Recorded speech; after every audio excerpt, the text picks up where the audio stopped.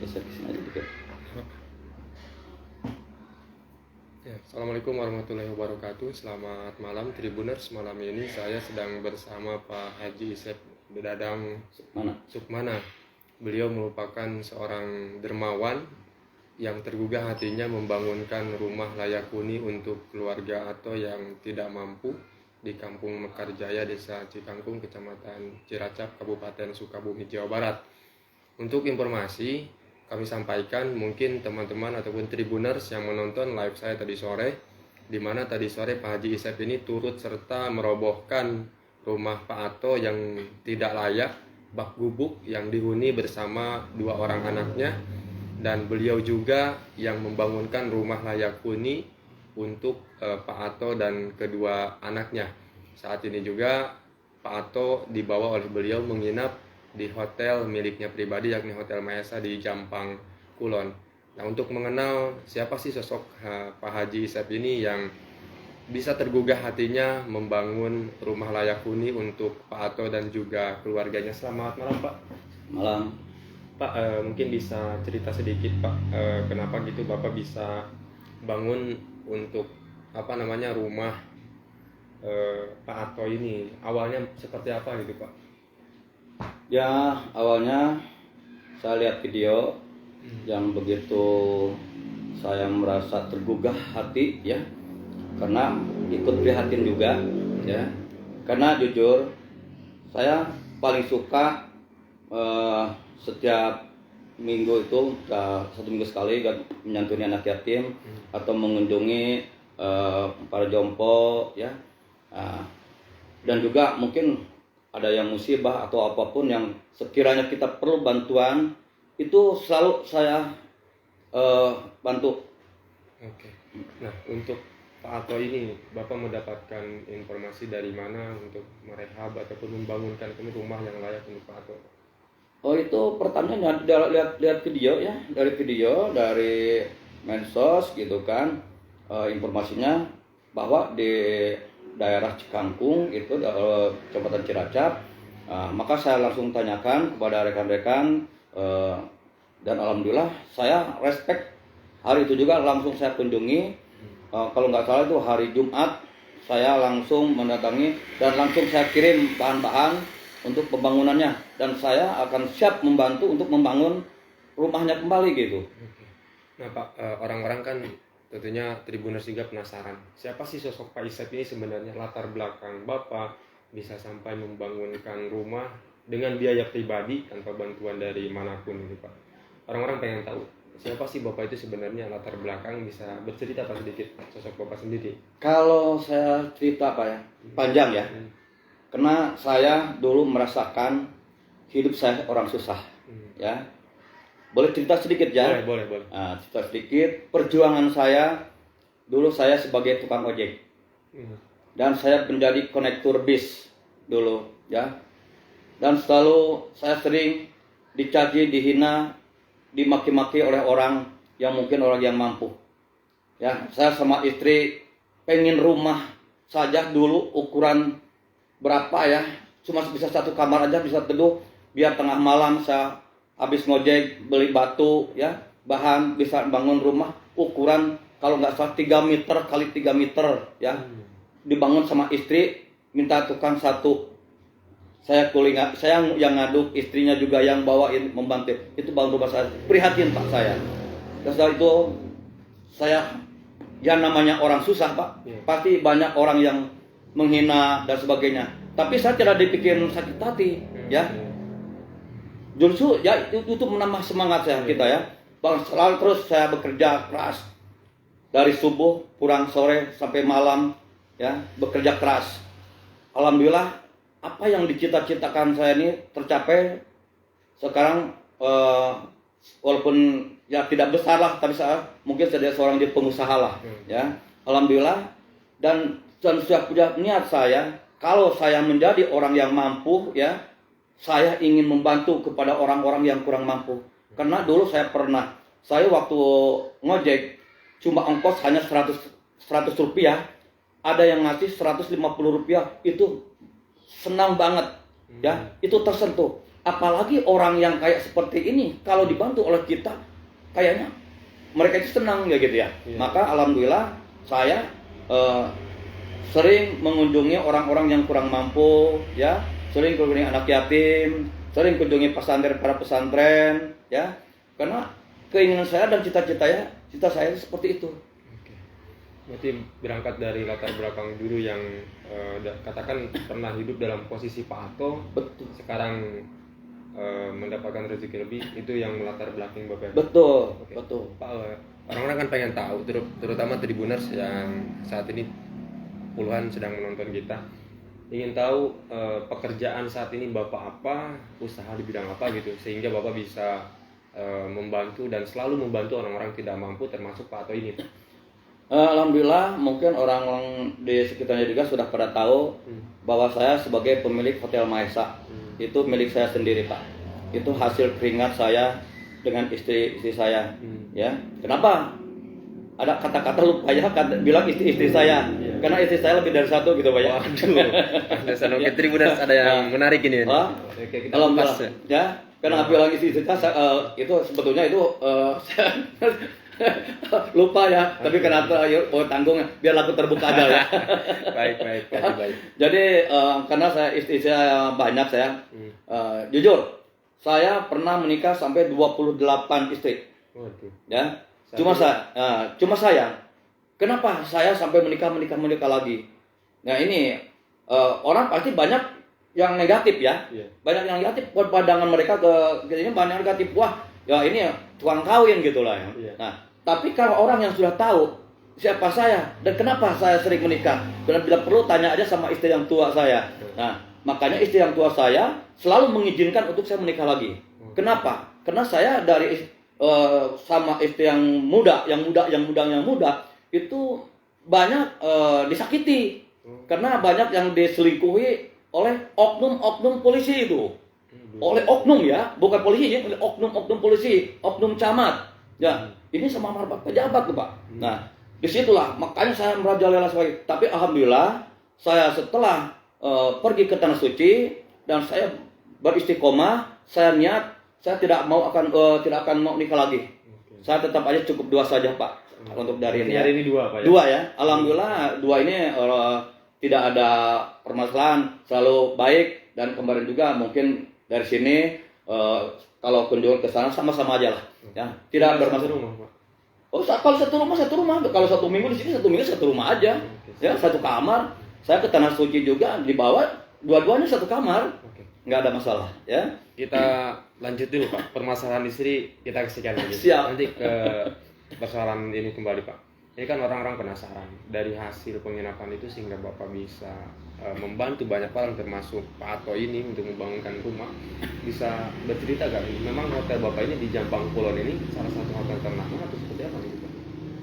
Ya, dan juga saya ini bukan dari penghasilan, hanya bukan dari hotel saja Pak ya. Saya satu dari hotel, juga dari WO ya, itu dekorasi ya, juga di entertainment dan juga dari toko ya, penjualan dari sembako dan sebagainya, dan bisnis yang lain lah mungkin ya, kecil-kecilan lah, itu ada tambahan. Alhamdulillah penghasilan tidak kurang lah, ya cukuplah mungkin ya. Apakah perlu kita diungkapkan berapa penghasilan saya? Maka kembali ke Bapak itu Mas. Ya. Tapi maaf ya, bukan saya sombong atau bukan saya ria gitu lah ya Pak. Nah ini perlu. Maka takutnya gini, berapa sih penghasilannya? Jadi takutnya nanti ada yang negatif. Berapa sih penghasilan mereka kok bisa begini gitu ya? Nah jujur Pak, kalau penghasilan saya dari perhotelan aja itu lebih dari 100 juta Pak 1 bulan. Ya, itu boleh dicek ada di pembukaan saya, di sekretaris saya, dan juga mungkin dari WO juga, dari dekorasi ya. Itu per bulan itu ada berapa ya, belum dari entertainment dan lain sebagainya. Ya, alhamdulillah itu saya juga cukuplah buat saya pribadi, saya itu udah cukup Pak. Bisa dikatakan berarti Bapak bisnis di segala bidang ya? Iya, alhamdulillah saya dari beberapa bidang pun saya tidak pernah gengsi lah gitu Pak. Apapun saya lakukan, yang penting halal gitu Pak ya. Nah Pak, bisa diulas kembali kan dulu Bapak sempat merasakan hidup susah ngojek dengan sampai bangun rumah 3 kali 3 meter tadi kan diceritakan, hingga beranjak naik membuka bisnis itu jarak tenggang waktu berapa tahun Pak? Oh lama juga ya. Lama juga.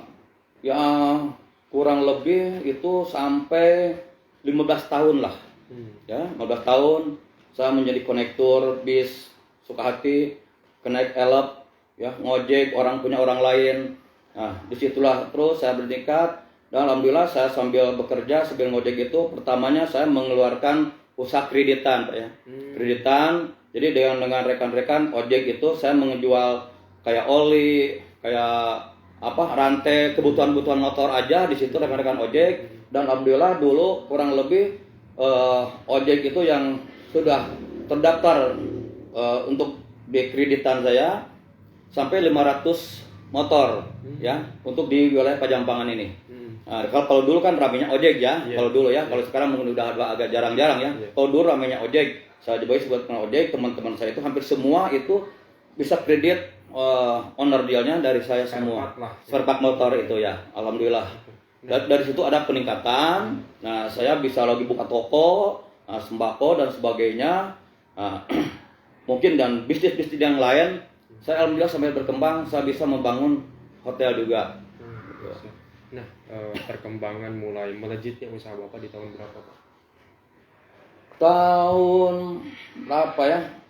Sekitar tahun 2000-an lah kalau nggak salah itu. Tahun 2000-an lah. Berarti sudah 24 tahun Pak. Iya. Nah sekarang katakanlah hari ini puncak kesuksesan Bapak di usia berapa Pak hari ini? Saya usia sekarang 60. 60. Ya, 60 tahun. Dari 2 istri nih Pak, mohon maaf nih, Ya. dikaruniai berapa anak Pak? Kalau dari semuanya ini anak saya 9. 9. Ya, cuma kalau yang ini masih belum punya anak ya, udah 8 tahun yang ini tapi belum punya anak. Kalau dari yang lainnya itu dari 5 istri ya, itu udah punya anak 9, cucu 3. Ya. Oke Pak, banyak yang bertanya support dari kedua istri Bapak sebutkan yang hari ini. Seperti apa ke Bapak untuk terutama untuk menopang semangat Bapak gitu Pak? Dari keluarga? Iya. Sangat mendukung semua. Anak, istri semua mendukung. Jadi tidak ada pernah kata, kenapa sih buang-buang uang buat orang lain? Tidak ada. Justru nyupport terus Pak. Bapak semangat terus. Bapak semangat. Alhamdulillah istri-istri dan anak pun mendukung semua, memberikan semangat saya untuk berbuat dalam kebaikan. Ya apalagi ya, jangankan berbuat baik ya. Saya menikah lagi istri saya mendukung kok. Masa kalau berbuat baik tidak mendukung? Itu ya. Apalagi istri saya begitu senang sekali sekarang karena saya sudah berjanji saya tidak akan menikah lagi dan juga sekarang kegiatannya bidang keagamaan terus, sosial terus Pak. Jadi istri selalu nyupport dan selalu mendukung. Jadi tidak pernah ada yang melarang atau saya membagi-bagikan menghambur-hamburkan uang. Karena membagikan uang itu saya betul-betul positif untuk membantu orang lain dan karena itu masuk ibadah juga Pak. Dan tadi dikatakan setiap seminggu bahkan atau sebulan sekali sering santunan Pak. Oh ya setiap minggu Pak. Saya setiap minggu, setiap hari Jumat itu ada Jumat berkah lah buat anak yatim, itu rutin Pak. Rutin. Punya anak binaan Pak? Punya. Nah, dari pesantren-pesantren juga saya alhamdulillah rutin 3 bulan sekali itu saya kunjungan untuk santunan anak yatim juga. Untuk di wilayah di sini setiap Jumat ada juga. Jadi ada mingguan, ada per 3 bulan dan juga ada mungkin acara-acara tertentu lah. Kalau ada acara besar itu mengadakan santunan-santunan. Jadi saya di setiap wilayah karena saya juga punya rekanan dan masih punya anggota. Saya karena cabang saya sebagai ketua umum dari Yayasan Forum Sosial Pajampangan ini semuanya di Jawa Barat itu diwajibkan untuk menyantuni anak yatim. Ya. Jadi berkah. Ya, biar berkah buat semuanya dan jangan sampai kita ini berbuat radikal ya. Saya diharapkan kepada para pengurus saya, anak buah saya itu tidak boleh anarkis, tidak boleh radikal ya. Yang penting kita harus berbagi terus. Harus berbagi. Nah Pak, ada yang menarik kan. Tadi Bapak sempat bilang untuk pembangunan rumah Pak Ato ini Bapak tidak mengabaikan atau tidak membudgetkan. Nah, kenapa demikian Bapak bisa melakukan hal itu hingga tadi Bapak tidak mengetahui pengeluaran itu sampai berapa gitu? Oh, saya tidak mau ya. Saya tidak mau mencatat habis berapa ya. Jadi biar lupa lah, itu anggap saja tidak pernah memberi kan gitu loh, ya. Jadi kalau saya mencatat, wah habis sekian juta, saya kemarin di sini, jadi apa? Saya anggap aja itu sudah tidak, saya jadi akan dilupakan. Jadi saya nggak mau, habis sekian juta nih, sampaikan orang tahu udah gini, saya tidak. Saya itu yang penting saya selesai aja, ya rumah itu biar selesai. Saya tidak akan memikirkan habis berapa, dan saya tidak akan meminta-minta kepada siapapun juga. Cuma hanya saya minta doa kepada semuanya supaya saya lancar usahanya, biar sukses dan supaya cepat bisa menyelesaikan pembangunan tersebut. Karena kasihan untuk Bapak Ato biar cepat tinggal lagi di rumahnya. Semua kan Pak masih ada yang bertanya. Setelah Bapak membangunkan rumah melihat kondisi Ato yang pekerjaannya sebut saja tidak jelas, dia ngebon di tempat orang lain. Apakah Bapak ke depan juga akan memberikan pekerjaan layak untuk Ato misalnya seperti apa Pak? Ada rencana ke sana? Insya Allah. Yang penting saya juga dari siapapun ya, yang penting ada informasi dan juga pas ada rezeki, saya ada juga sehat, ada waktu, saya siap. Jadi jangankan bukan hanya ke Pak Ato saja ya, dan ini ke siapapun saya insya Allah saya akan tebarkan kebaikan Pak. Bahkan tadi saya ada Pak Camat ya, WA saya untuk hari besok itu hari Senin kita ngajak keliling-keliling untuk mengontrol untuk Kecamatan Jambang Kulon, apakah masih ada orang yang perlu dibantu oleh kita. Itu rencana saya dengan Pak Camat tadi ya. Insya Allah besok juga saya akan mulai bergerak untuk wilayah khusus Kecamatan Jambang Kulon. Jadi jangan sampai gini, orang kenapa Kecamatan Ciracap jauh-jauh dibantu, kenapa kecamatan kita untuk Jambang Kulon dibiarkan gitu loh. Saya tidak ya, saya tidak. Bahkan kemarin pun pernah di sini ada keluarga yang dibakar oleh tetangga di sini, ada keributan, dibakar rumahnya. Saya bangun lagi, saya sendiri, saya dibangun buat kediaman mereka. Ya, saya tidak ada cuma waktu itu saya tidak diberitakan lah ya, saya tidak ada yang tahu lah. Karena ini langsung saya dibangunkan, jadi biar mereka punya tempat tinggal lagi. Pak, kan muncul pertanyaan, Bapak dengan keikhlasan Bapak menolong hingga bisnis Bapak luar biasa. Ada gak sih pernah orang yang iri ataupun tiba-tiba berbuat jahat ke Bapak gitu? Banyak kan, banyak ya. Sekarang juga banyak yang pro kontra banyak ya. Bahkan saya ada juga yang dikirim dari media itu kan ya, saya kirim sampai menolak ya, nggak usah kirim. Oh ya udah ya, ini bahkan bukan orang biasa ini para pejabat juga nih ya, ini oknum pejabat juga sampai menolak gitu. Ya udah nggak apa-apa ya, kalau saya ingin hanya memberi ketahukan bahwa kegiatan saya ini jangan sampai dibilang negatif. Ya, jadi biar tahu ya, kalau memang sudah tidak mau dikasih tahu ya udah nggak salah. Ini banyak Pak, jangankan dari renggangan orang-orang biasa, ini dari para pejabat juga masih ada yang menolak. Gitu. Saya nggak mau dikirim-kirim berita-berita itu ditolak. Gitu. Ada. Bapak mengajak untuk sama-sama membantu. Gitu. Nah, justru saya akan memberikan contoh pada mereka, bahkan harusnya seorang pejabat itu merasa tertarik gitulah, tertarik, dan kita harus bisa memberikan kepada yang lain, nih contoh harus seperti ini kan gitu ya. Bahkan mereka pun, yuk kita bersama-sama kita. Jujur, alhamdulillah Bapak Camat baru yang sekarang yang Jambang Kulon, saya jempol banget, ya, karena selalu bersinergi dan mereka pernah langsung datang ke saya ke sini dan tadi pun mengajak saya untuk mencari orang yang perlu kita dibantu untuk di Kecamatan Jambang Kulon. Ini saya jujur, Camat Jambang Kulon. Oke, yang sekarang ini Pak Dading ya. Siap.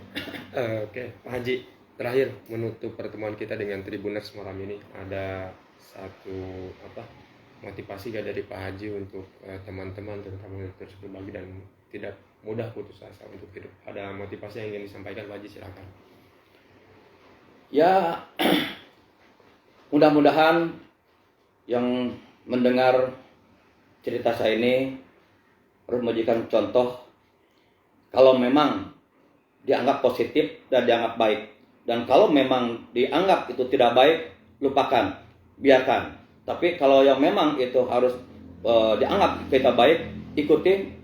Yuk kita bareng-bareng bersama-sama supaya bisa berbuat baik, membantu masyarakat yang kecil, ya. Terutama saya cinta anak yatim dimanapun berada. Insya Allah saya selalu berbagi, itu aja. Dan mudah-mudahan semua rekan-rekan saya dimanapun yang berada, apalagi khususnya dari organisasi, para ormas, OKP dan semuanya, saya doakan semuanya supaya kita bisa bersatu, bersinergi, dan kita bisa berbagi aja. Baik. Oke, baik Tribuners, nampaknya tidak banyak dulu perbincangan kita dengan sosok Pak Haji Isep, seorang dermawan yang membangun rumah Pak Ato yang tidak mampu dengan geliatnya ataupun dengan modal sendiri tanpa bantuan dari pihak manapun. Sekian dulu pertemuan kita malam ini. Saya Rizal Jaudin melaporkan dari kediaman Pak Haji Isep di Jampang Kulon, Kabupaten Sukabumi, Jawa Barat. Jangan lupa like, share, dan tonton video Tribun Jabar. Terima kasih.